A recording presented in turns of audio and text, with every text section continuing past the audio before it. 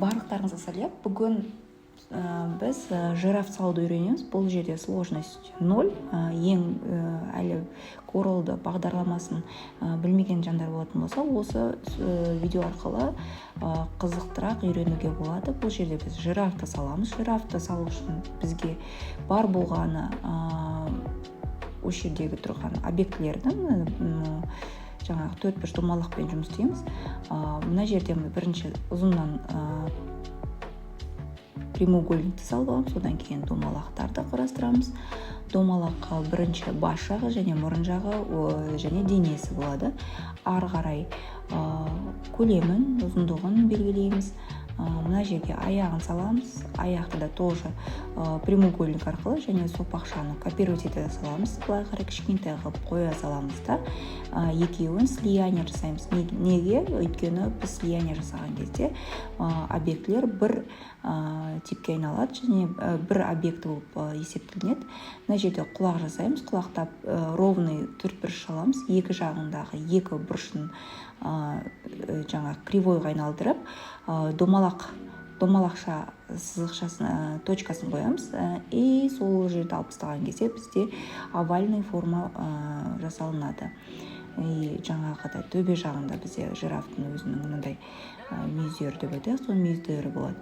Мүйіздеріне де төртбұрыш домалақ, оларды слияние арқылы және көбейту арқылы екеу қылып аламыз. Құлақшасын үлкейтсеңіздер де болады, кішірейтсеңіздер де болады. Шетке қаратып, былай қарай қойып қойсаңыздар да болады. Әркімнің өзінің фантазиясына байланысты жасай бересіздер. Ары қарай слияние бір жасап аламыз, өйткені слияние жасаған кезде формамыз бәрі біркелкі болып өзгереді. Енді мына жерде аяқтың формасын беріп аламыз бірінші. Также кривойға айналдырып, оның точкаларын доғал немесе дөңгелек ретінде тәріздес қыламыз да, оны ары қарай жаңағыдай стрелкалар арқылы, точкаларды алып тастау арқылы формаға келтіреміз. Енді әркімнің өзінің формасы, белгілі бір форма, ұнаған формасын жасап алады. Одан кейін осы жасалып қойған аяқты төртке көбейте саламыз.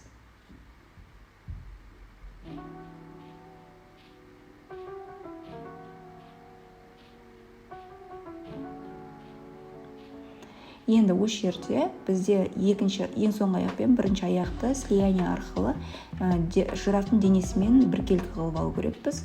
Неліктен десеңіздер, өйткені мына жерде қазір формасын өзгерткен кезде әдемі форма беріліп тұрсын деп, енді әркім әрқалай жасайды. Енді мен өзімнің қалауымша жасап тұрмын. Прям мен істегендей қылып істемей қойсаңыздар да, бәлкім осылай қалдырып кетсеңіздер де болады, домалақ қылып. Қазір былай айтқанда бір стилизация жоқ, өйткені әркімнің өзінің көзқарасы бар, әркімге өзінше бір стилизация ұнайды, кейбіреуіне реалистичный ұнайды, кейбіреуіне иллюстрационный вариант, детский вариант, жаңағыдай кривой вариант, сондайлар барлық түрлер ұнайды, өздеріңіздің дизайнның. Сондықтан бір прям определенный стильге қатып қалуының қажеті жоқ. Егер өздеріңізге ұнап жатқан стилизация болса, өздеріңіз сол стилизация арқылы жасасаңыздар болады. Мына жерде біз домалақты бір рет көбейтіп аламыз бір-бірінен, одан кейін через Ctrl-D арқылы көбейтіп шығамыз. И дөңгелектердің орналасу позицияларын өзгертеміз қалағанымызша. Мына жерде менде кішкене астыға қарай, үстіге қарай жылжыту арқылы. Оларды одан кейін бір рет скопировать ете аламыз. Именно дөңгелектерді, потом жираф екеуі арқылы пересечение жасап, қоңыр цветке бояп, оның обрезтерін алып тастаймыз.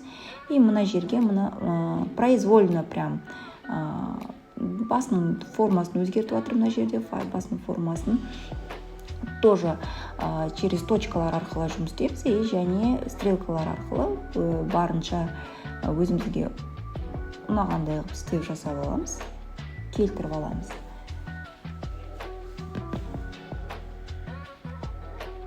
Ары қарай шашын жасаймыз. Шашын произвольно прям осылай сызық арқылы жасай берсеңіздер де болады. Шашты кейін керегінше жөндесіп аламыз. Ары қарай тоже бояп алдық. Бояғаннан кейін мына жерлерде, кейбір жерлерінде прям шашты домалақ қылым кейіп тұрған жоқ. Сондықтан округленный шаш емес, кішкене ғана ұштары болсын деген ниетпен жаңағыдай кейбір жерлерін домалақ болып қалған жерлерді жөндеп жібердік. Ары қарай шаштың цветі именно доңғалақтармен бірдей болмасын деп қалыңдаттым. Одан кейін былай через форму арқылы өзгертеміз оны ары қарай. Мына жерге көзін саламыз. Көзін болғанда мен әшейін тек қана очертание глаз, мысалға осылай істеп қойғым келді. Бұны шет жағын округлить ету үшін обрезге кіріп, обрезтен 3 мм таңдадым. Және астындағы точкалардың, значениялардың, именно точканың бұрышын округленный вариант қылып жасап қойдым. Мына жерге мұрын келтірдік, оны қоңырмен бояп, кішірейтіп, кішкене обрезін алып тастап, сгруппировать етіп аламыз да, ортаға жібереміз. Ортаға жібергеннен кейін я думала, что один жираф не очень-то красиво смотрится, поэтому захотела еще андай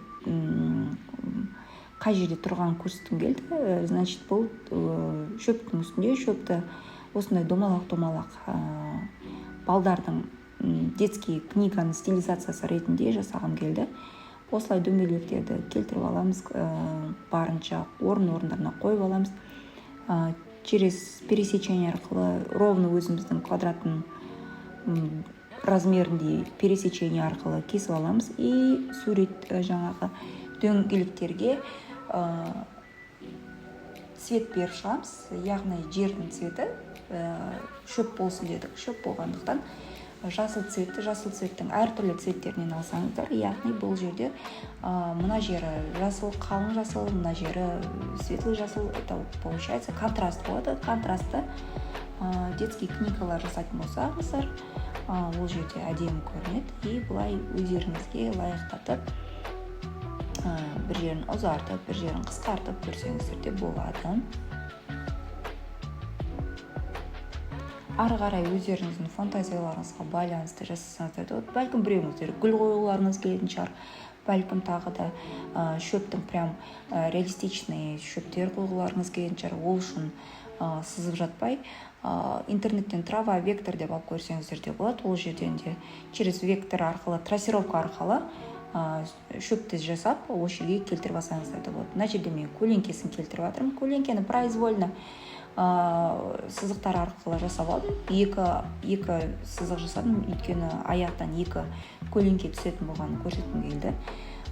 Оның размерін, оның толщинасын бәрін өзгертіп, ең соңғысында жаңағыдай настройкаға эффектіге кіреміз. Эффектіде настройка деген жерде размытие по гауссу деген бар. Бізде именно вектор вариантына да размытие по гауссу қолдана аламыз. Мына жерден настройкаға кіреміз және размытость дегенді басамыз. Сол жерде по гауссу дейміз. И және значениясын үлкейтеміз, чтобы шет жақтары кішкене размытый болып тұрған. Потом через прозрачность арқылы прозрачность беріп оның жөндейміз, чтобы көлеңкеге келтіру үшін. И ары қарай керекті жерлерін алып тастаймыз, керек емес жерлерін қосамыз, орындарын өзгертіп аламыз.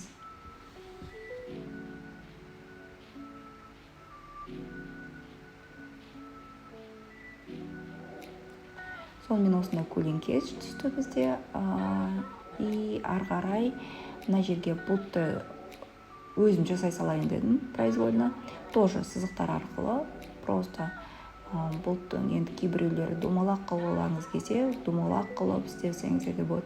Немесе просто интернетте облако, вектор деп скачать етіп алып, копировать етіп алып, трассировка жасап оны, немесе дайын бұлттарды қоя салсаңыздар да болады.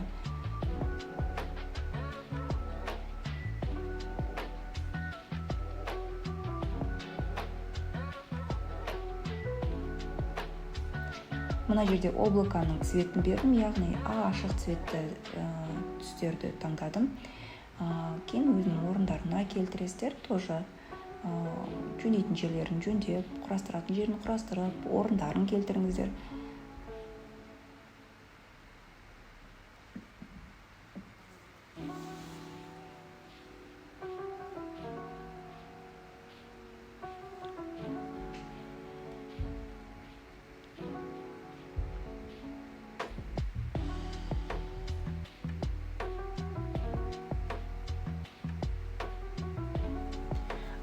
егер де сізде уже приблизительно біліп тұрған размер болатын болса, сол размерге лайықтап дайындаған жөн.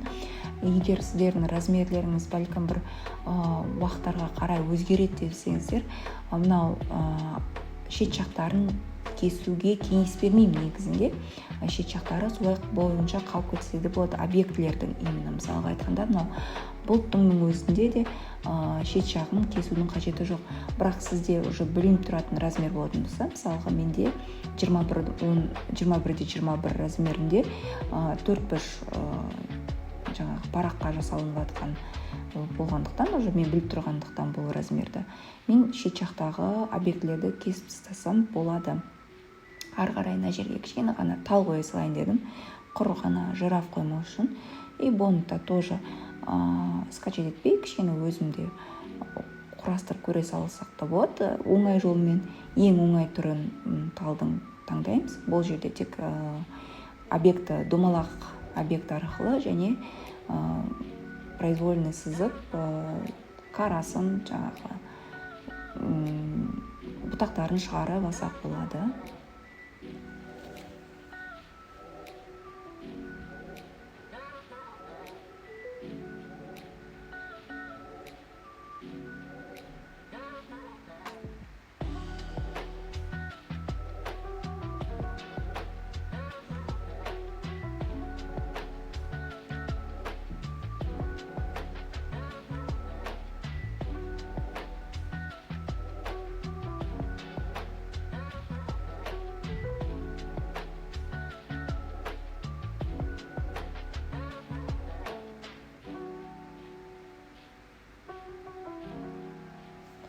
Талды мен оны объект қылып істеген жоқпын.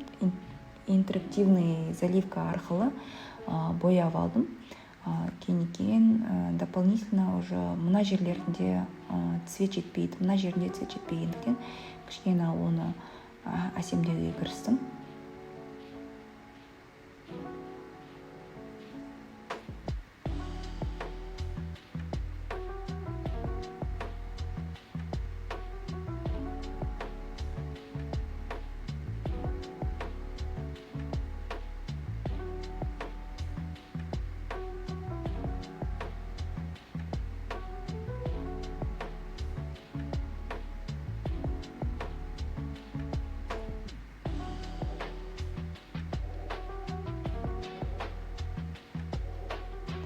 Және де цветтерді таңдаған кезде прям коралда тұрған цветтерді таңдамауға тырысыңыздар.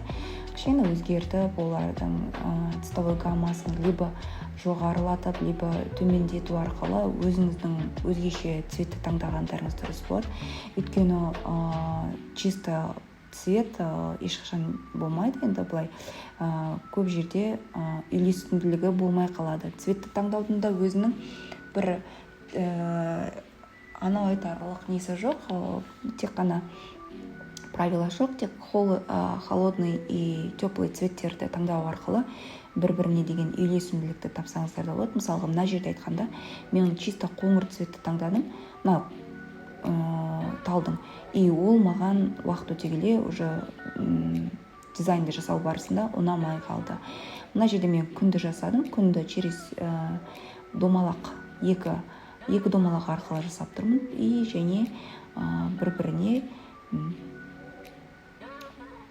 перетекание арқылы цветтерді бір-біріне жаңағы үйлесімділігін бір цветтен екінші цветке қарай әдемі өтсін деп осылай жасап қойдым.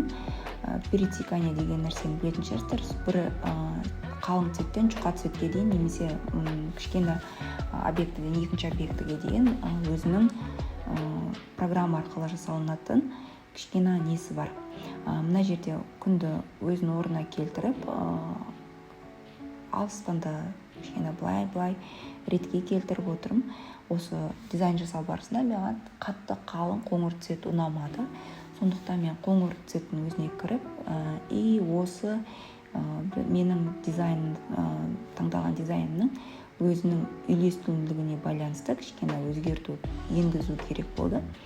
Және де мына жерде менде тал сияқты емес, мен куст ретінде жасағым келген. Негізінде сол үшін кішкене өзгерістер бұл жерге де енгізіп отырмын. Өздеріңіз жаңағыдай егер талды салғыларыңыз келмесе, через интернет арқылы қазір барлығын скачать етіп алуға болады. Скачать етіп алып, осы жерге кусты, деревья деп жазу арқылы өзіңіздің қалаған талдарыңыз қойсаңыздар да болады. Осымен дизайн аяқталды. Лайк басып, подписка жасауды ұмытпаңыздар.